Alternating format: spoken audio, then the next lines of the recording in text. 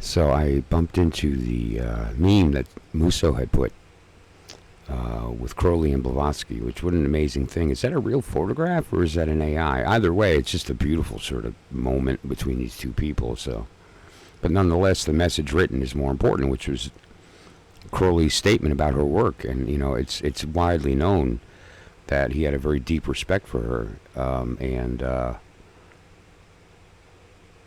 also, it was considered by a lot that almost you shouldn't approach her stuff until after you have an understanding of the other things, or it's so esoteric. It's like people who start with Crowley's stuff with no background in Golden Dawn or Rosicrucian or any of the Neoplatonic stuff. It could be so esoteric you kind of don't even know what he's talking about. This is tenfold. This is just a copy of Isis Unveiled. It's a newer print that kind of it's sort of an on-demand version that I picked up because I had lost my original Secret Doctrine, Isis Unveiled with commentary and all. It's just so this is kind of gonna have to do till I get my books back, but this will do for now. It's on my list of I'm slowly getting my books sort of put back together after a pretty traumatic loss of some stuff, including that. But that said, the words are there, so it's okay. I don't need any of the other stuff. It's useful, but and so I decided as an interesting thing I was mentioning in the comment to the meme. It would be fun to kind of use it as a bibliomancy type thing. Just grab a random spot and read it, and because her stuff, I kind of made it an analogy that if you know about an acid tab, is a tiny little piece of paper that they drop some of this acid on, and then you stick it on your tongue and do the thing. Well, imagine if this book was just right. Each piece of paper were a bunch of little, and you just eat the whole thing. It's what it's like reading her. And I thought it would be fun to give everyone a microdose, right? And so that said, I did it while I was here, just sort of practicing, just sort of like throwing the idea out. And what I read was beautiful, so I thought I'd share it.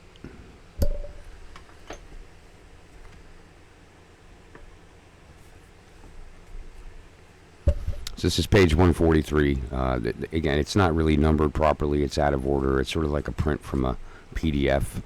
But it was cheap, and it was just the words. And it's, again, I'm not looking. The one that I found wasn't the one I wanted. I wanted the commentary and some other things. And so when I find the one that's the correct version, I'm going to purchase that, and that'll be the one for the library. But that said, the words are there. And in this case, it's under page 143, so let's take a look. The progress of matter from each of these planes to the plane above is continuous, and according to Leconte, there is no force in nature capable of raising matter at once from number 1 to 3, or 2 to 4, without stopping and receiving an accession of forces of a different kind on the intermediate plane. Now, will anyone presume to say that out of the given number of molecules, originally and constantly homogeneous, and all energized by the same principle of evolution, a certain number can be carried through to the four kingdoms, the final result of evolving immortal man, and the others not be allowed to progress beyond planes 1, 2, and 3? Why should not all these molecules have an equal future before them, the mineral becoming plants, the plant animal, and the animal man, if not upon this earth, at least somewhere in the boundless realms of space? The harmony which geometry and mathematics, the only exact sciences, demonstrate to be the law of the universe, would be destroyed if evolution were perfectly exemplified in man alone and limited in the subordinate kingdoms. What logic suggests, psychometry proves. And as we've said before, it's not unlikely that the monument will one day be erected by men of science to Joseph Buchanan, its modern discoverer. And so what are we talking about here? She's referring to psychometry as this idea of the ability to sense the plane above us, but that we can't, from our current stance, sense the plane above that. Right? We can sense the one above us, but not the one after it. And once we get above, we can sense the one above us, but not the one after it. And I'm going to discuss that. Um, in the context of a lecture I gave a little while ago, but I think it's very prescient because, the conversation lately has been about communicating and people talking about going up and down a tree or, transversing paths or, embodying Sephira, scrying on in these worlds. And it's important to kind of understand what that looks like because I've discussed, what is distance or time or discretion, discreteness in a world where everything overlaps, where in a sense by nature, these three separate concepts coalesce and contradict and are really just one thing, and yet have a discrete quality that separates them from the other things, right? The green being yellow and blue, and the red being red and or purple being red and blue, and they both kind of share that blue. And so but then the blue is really just a combination of green and purple. Like that doesn't make sense. Doesn't appear that way down here. Like what's the implication there, right?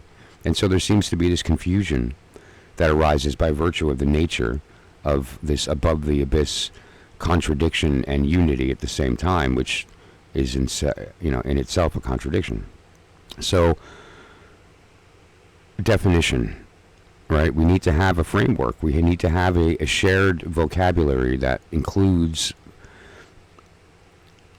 some assumptions that we agree on. Like it has to be shared, or we can't progress. And so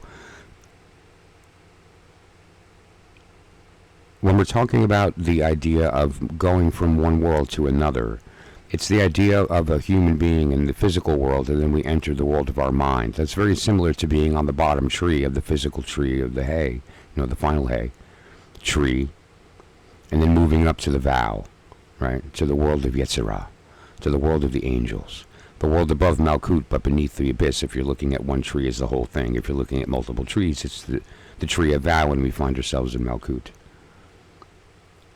And in that world,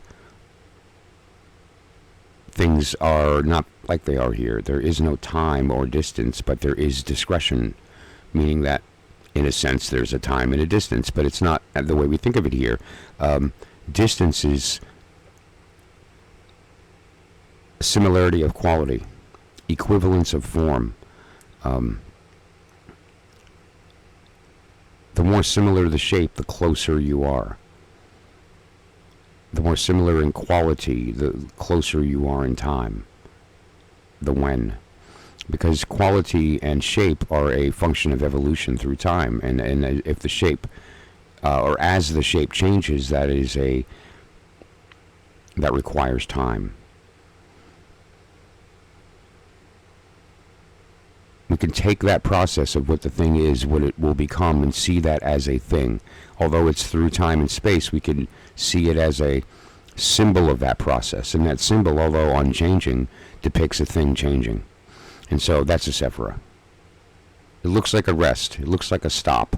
But it's not stopping or resting. It's a symbol talking about a thing that's very dynamic and moving in the moment. It's the path going to it and from it as a thing. The thing in between the two. That's what the Sephira is. And so that's an unchanging, changing thing. And so you understand we've already hit the contradiction, which means you're thinking correctly. And we need to be able to hold contradictory thoughts in our mind at the same time while not attaching to either. And then we'll know. And so I hope that puts it in perspective.